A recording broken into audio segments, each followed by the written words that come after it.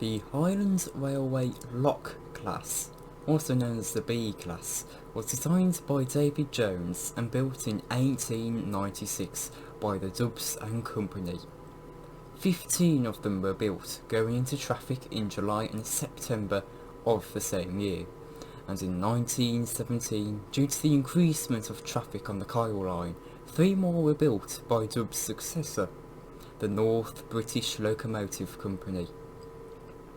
In 1923 they were passed down to the London, Midlands and Scottish Railway, and they were classified as 2Ps. Withdrawal began in 1930 onwards. Only 2 survived into British Railways in 1948 and were scrapped by 1950.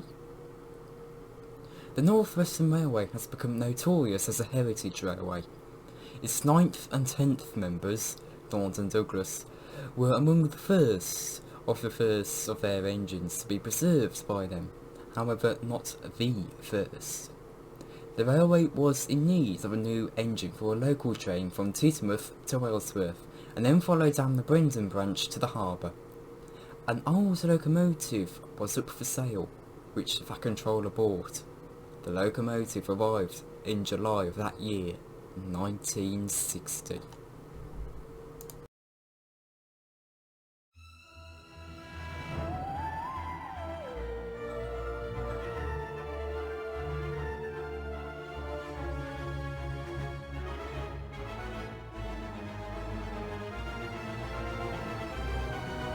The David Jones Audio Series, Series 1, Story 1, Welcome to the Railway.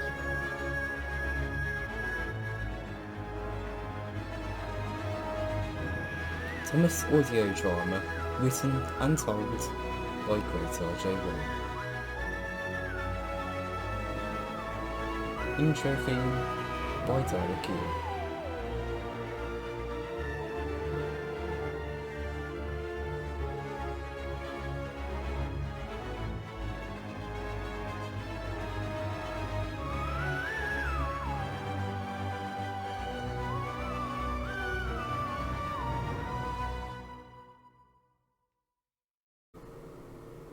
A British Rail Class 31 put in a flatbed with a sheet over what was on it, oiled over the Vicarstown Bridge and past Vicarstown Station, of which Gordon was awaiting a return journey when he saw the diesel go by. Another wretched diesel, he thought. The diesel rushed down the main line, passing Henry. I do hope he's not on trial, he thought. The diesel rolled to a stop at Teignmouth Yard. Hello, hello, hello, is that another diesel I see? Said Duck as he rolled to a stop with the train. Yes, it is. Are you blind or something? The diesel said in disdain. No, I'm not, said Duck.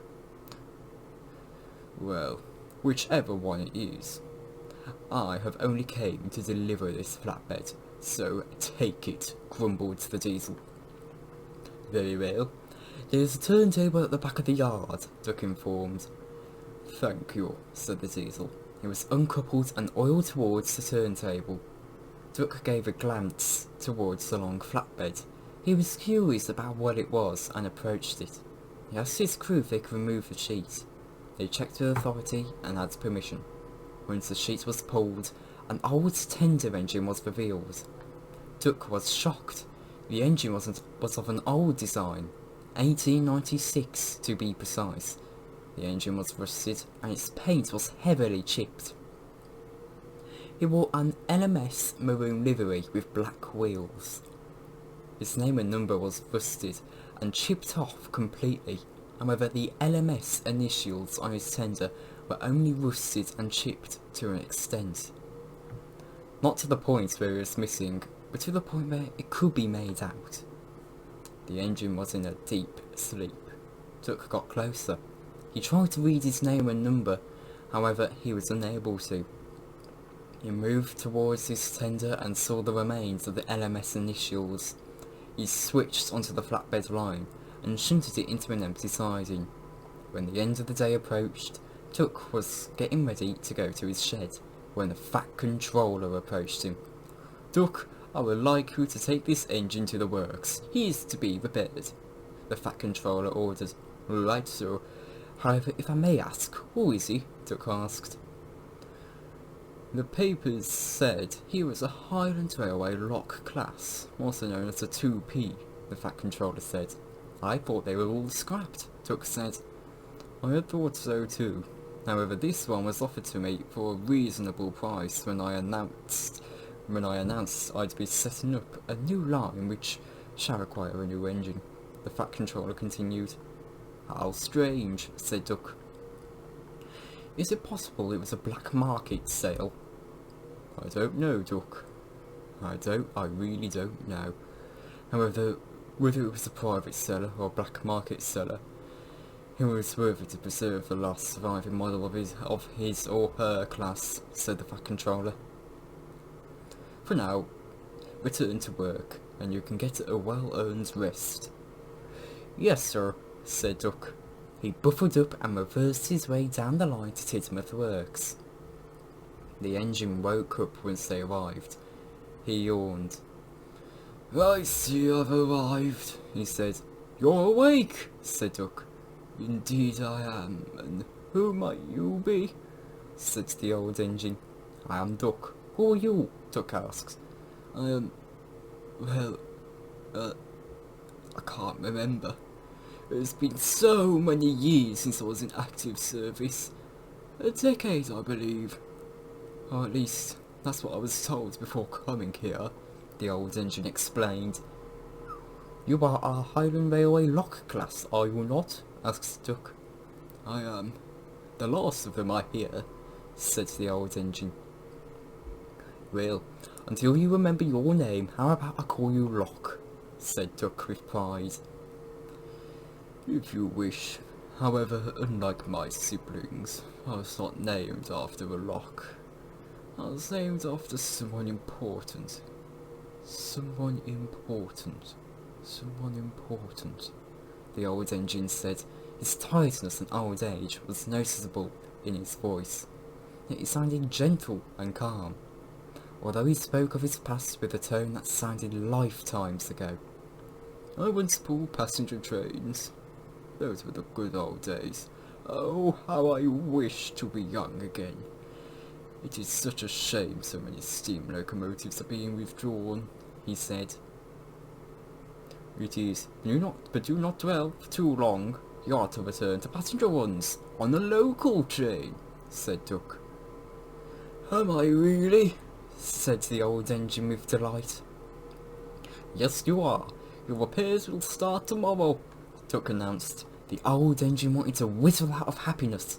He even tried to, only to realise he was not in steam. He gave a chuckle at his eagerness before Duck left the works.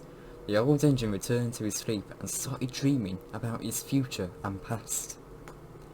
The workmen estimated he would be repaired in a few months, aiming for October at the earliest, which seemed to be rather unlikely, and found November to be a much more reasonable date.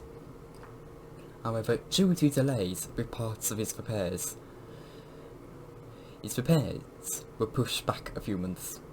Due to his class being all scrapped by 1950, it has been a decade since parts for them were needed.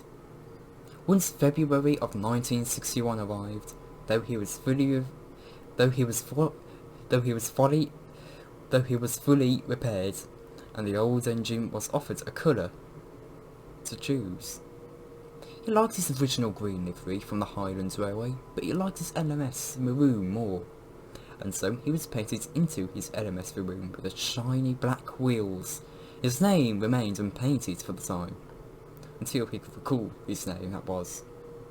They did not paint on a number by the engine's request. The Fat Controller has initiated the line by request of the people of Brendam. Reverend Charles Laxey, better known as the Vicar of Wellsworth, also assisted in funding the line and the old engine's repairs. They painted on the old engine's tender TTBL, standing for Tidmouth to Brendam line. The Fat Controller and the Vicar came to see the old engine, who was starting to be fired up. Hello, Locke, said the Fat Controller. Hello, sire. Who is your friend? Said the old engine. Sorry, he tends to have trouble remembering names and honorific addresses, said the workman. It is quite alright, said the Fat Controller, said with a gentle tone. This is my friend, the Vicar of Wellsworth, Charles Laxey. It is very nice to meet you. It is very nice to meet you, sire, said the old engine. You can call me the Vicar, or the Reverend, the Vicar replied. Oh, I do apologise, Vicar, said the old engine. It is quite alright. We came to see your firing, then we shall put you on a test run, said the Vicar. Very well, said the old engine. His fire was nicely lit, and he built up steam with no issues. The Vicar and the Fat Controller walked into his cab. You can start moving him, said the Fat Controller. He ordered to the old engine's crew. A powerful puff started a chain of many more as his wheels turned forward. His cylinders pulled and pushed the wheels as the old engine slowly but surely steamed out of the works. He rolled up to the station where Duck had prepared his coaches. They were old but elegant coaches. Passengers walked into the coaches and the Fat Controller and the Vicar congratulated the crew. The start of the run has been a success so far, they told them, before getting into the coaches. Duck shunted a goods train onto the platform beside the old engine. Hello, Locke. It's good to see you out of the works, Duck congratulated. It is good to be out, Duckling, said the old engine. Duck was taken aback by being called Duckling. I beg your pardon, but my name is Duck, Duck corrected. Yes, I know that, Duckling. How could I forget your name? Who told me about my new job? The old engine said. Duck fell into a state of confusion as the guard's whistle blew and the engine steamed out of the station. I am pleased to say they made good time and there was no issues on the run. The coaches sang and enjoyed the ride from start to finish. Once they reached the town of Brendan, they saw Edward pulling into the station. Hello, I suppose you're the new engine, said Edward. Yes, I am. If I may ask, who are you? The old engine asked. I am Edward. And you? I don't remember. They will come back to me eventually. Nice to meet you, Edmund, the old engine said. Oh no, it's Edward, not Edmund, said Edward. Oh, I know that, Edmund. If you don't mind, I'll go and turn my train around now, said the old engine as he puffed out the station. Peculiar engine, said Edward as he left the station. I am happy to say that this was a complete success, and the train was officially opened midway through March that year. However, he had a few run-ins with quite a lot of the engines. Some had a harsher time than others. I have to say the funniest of these run-ins was with James. It started in late March and James saw the old engine for the very first time. I'm afraid to say he did not welcome him like many of the others. Excuse me, I think you're attempting to invade my pride, said James as he backed down in front of the platform. In what way? The old engine asked. By copying my livery.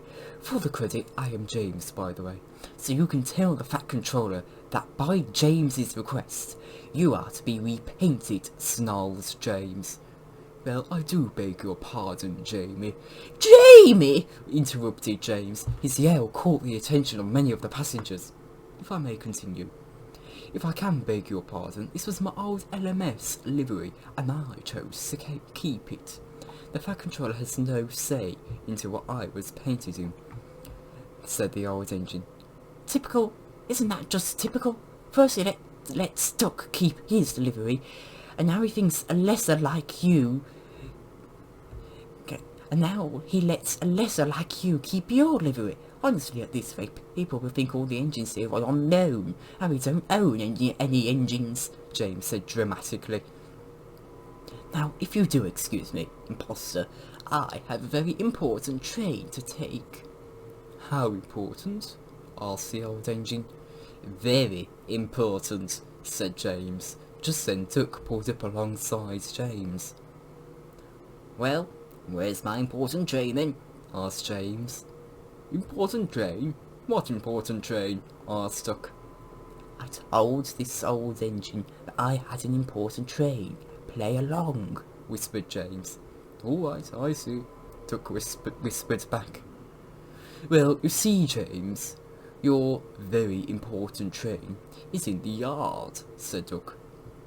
Well, what is it doing there? Asked James. It's a rubbish train, said Duck. The old engine bursted out laughing, which echoed around the station. James grumbled and puffed out to the station with anger. Duck couldn't help but join the laugh. Later that day, James had stopped by each station to pick up the garbage and was returning back when he saw the old engine at Wellsworth. He rolled to a stop and spoke to him. Still haven't got repainted, I see, said James. From what I heard, you sulk when given goods, in which case I'd say more deserving of the red paint, said the old engine. James grumbled more. Very well, I challenge you to a race, said James.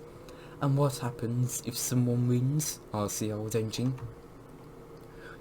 You can choose your prize. Mine will obviously be to have you repainted, said James. Then mine will be for you to shut up about my paintwork for the rest of eternity.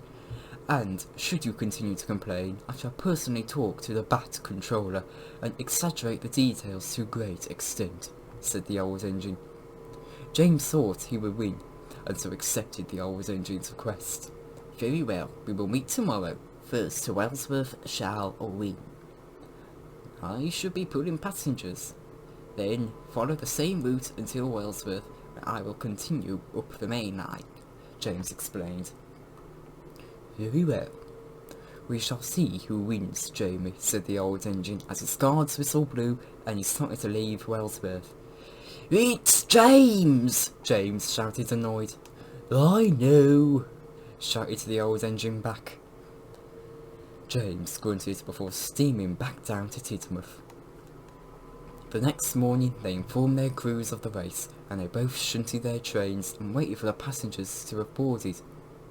I bet I will win, so get choosing your colour, said James. We shall see, Jamie, but if I do lose, I most certainly will choose green, said the old engine. What a ghastly colour, said James. The old engine's guards whistle blew, and off he went, leaving poor James behind. Hey, wait a minute, I'm not ready to go yet, shouted James. You never explain the rules, said the old engine as he continued on. James eagerly waited for the guard's whistle to blow. Eventually it did, and he attempted to race off. Of course, being a locomotive meant he had to gradually pick up speed, but it didn't stop him from trying. He raced along the line and caught up with the old engine at Knapford. Ha ha ha! I've caught you up now, said James. We shall see, said the old engine. They allowed their passengers to get on and off. However, one of James's passengers were running late. The old engine's guard's whistle blew and he was off again. James again got desperate. He waited 5 more minutes and the late passenger stumbled into his train. His guard's whistle blew and he was off. Unfortunately, by the time he arrived at Crosby, the old engine wasn't going to be waiting much longer before he could go, and only a few minutes later he was off. James had to wait a few minutes more. By the time James reached Wellsworth, he was tired and panting. The old engine looked at James and gave a warm smile. Better luck next time, Jamie, he said. Then James's face turned red with anger. It is James! He yelled. I know. You don't have to remind me every time, said the old engine.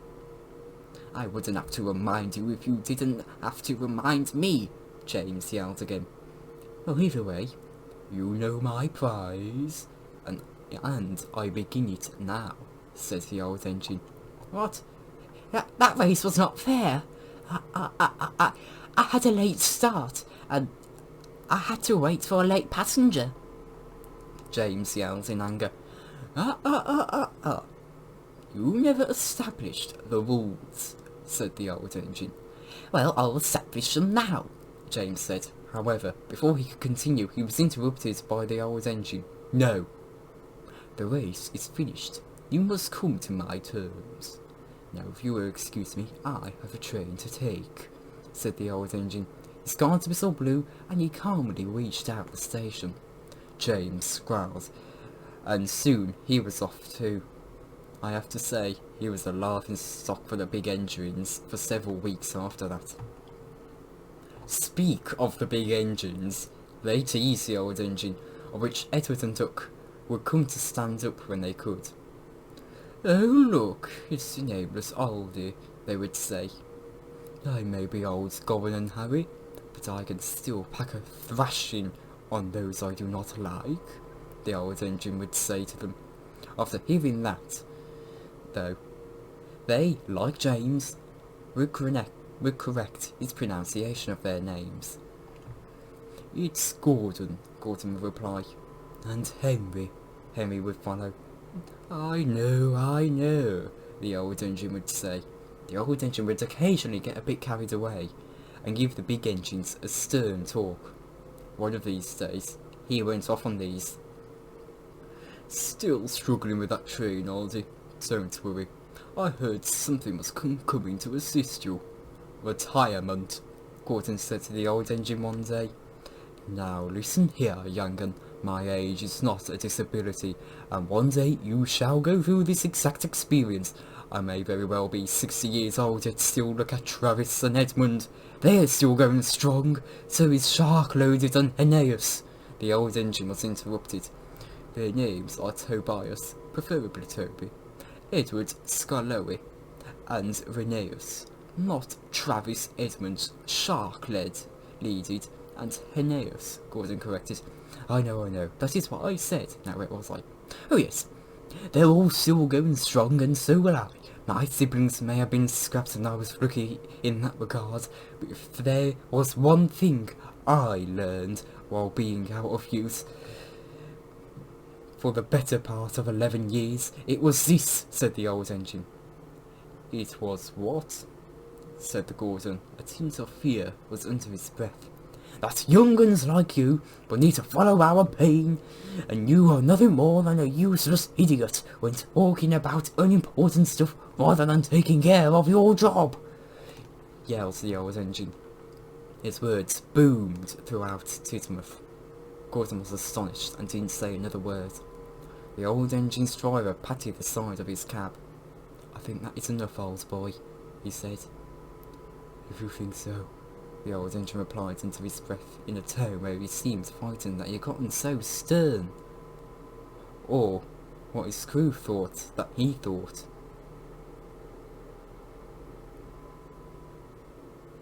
I am sorry to say that while Gordon didn't talk to the old engine ever again after that talking, Henry, despite what Gordon had warned him about, did not listen, and continued to tease him for several weeks after that. This one night made the old engine lash out. One night, he was staying at Tidmouth Sheds, as he usually did. When he thought everyone was asleep, he sneaked out and collected some trucks. Once he had them, he ran them into Henry. He made sure his lamps were off so if anyone did wake up they didn't see him. And good thing for him too, as that night it was pitch black. The crash woke up Henry, Gordon, James and Duck. Henry had been thrusted back, but luckily the buffers stopped him, and the trucks which ran off away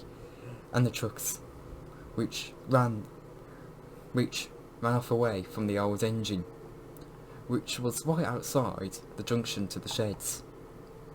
He sneakily puffed away while the engines were busy looking at Henry. The old engine waited half an hour before steaming, returning to the sheds. Hello, Locke, where have you all been? Asked Duck. He was clearly suspicious. I was about to go to sleep when I was told an important passenger missed his train, and so I had to take him up to Crosby, and then I came back, the old engine explained. He was lying. but he used the advantage of his aged voice and skill in sounding innocent to hide it. "I see," said Duck. "I only ask, as someone shunted some trucks hard into Henry, and I assume it was you," said Duck. "Well done then. Who figured it out?" "I only did it to teach him a lesson," the old engine said. "Well, there were better methods," said Duck. "I am aware.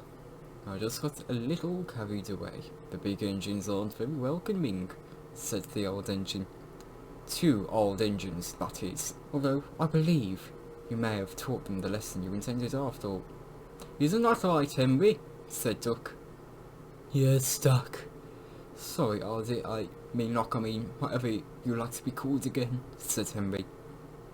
"It's fine. Just don't go complaining about me again," said the old engine. His voice rose and sterned. "Yes, no more complaining," said Henry. The old engine then looked to James and Gordon. "Us too," said Gordon. "Yes, what he said," said James. "And now, I think with that, we can go to sleep," said the old engine. Once he shut his eyes, he fell asleep immediately. Duck was about to speak about the trucks, but heard the snoring from the old engine. "Ah well," he thought. "Come on, Henry, let's sort out your trucks," he said, and shunted the trucks back into their sidings before returning to the sheds and finding the three big engines asleep. He gave a smile and a faint chuckle before drifting off to sleep himself. I'm sorry to say that the old engine didn't really meet Thomas, Percy and Toby for quite a few years. He had seen them, and they had seen him, but they never had a chance to chat, although he did become good friends with Edward, someone he would often see on his runs. Edward didn't mind being called Edmund, and embraced it in fact, referring to himself as Edmund if he had to say his name when talking to the old engine. However, it was a pair of certain Scottish twins that finally had the old engine remember his name. He had forgotten his name over the course of not being in service, and his name chipping and rusting away over the years.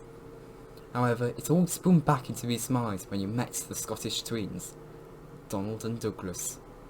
I'm happy to say they became quick friends, and the three of their Scottish nationalities bounced off well, and so I shall tell you about their first meeting. It was late April, and the twins steamed into Tidmouth with the goods train. "Look, Dougie, another Scottish locomotive," called Donald as Douglas pulled in. He looked beside him and saw the old engine. "Well, I never. It's a Highland Railway lock class, also known as a P2, designed by David Jones. I thought they were all scrapped," Douglas said in excitement. "That name," said the old engine. "What? David Jones?" said Douglas. "Yes, that name. I've heard that used so many times in my past." Donald and Douglas looked at each other in confusion. David Jones, David Jones, David Jones, David Jones, David Jones, David Jones, David Jones. Wait, the old engine fell into a state of realization. "That's my name. That's my name. That's my name!" he announced in excitement. "What, David Jones?" Douglas asked. "Yes, that's my name. I have tried for so long to remember it, and you have reminded me. I was named after my designer, David Jones." "Oh, this is wonderful news," David Jones said. "So my name is David Jones. What are yours?" David Jones asked. "I'm Donald." "And I'm Douglas." "Nice to meet you, Ronald and Douglas," said David Jones. Donald and Douglas got confused again. "I apologise," said David Jones's fireman.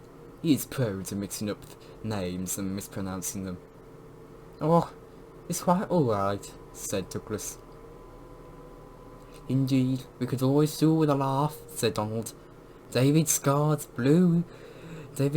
whistle blew, and he was off.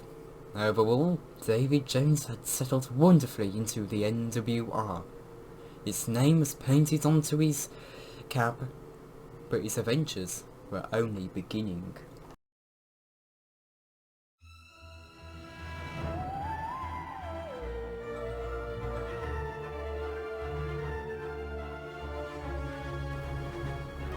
You have been listening to the Davy Jones audio series, Series 1, Story 1, Welcome to the Railway, a Thomas audio drama written by Great RJ1. Davy Jones is created by Great RJ1. If you wish to use the character in your own content, please leave a comment below and we can sort out some negotiation. The music is by Darla Kean, also known as Peter Miles.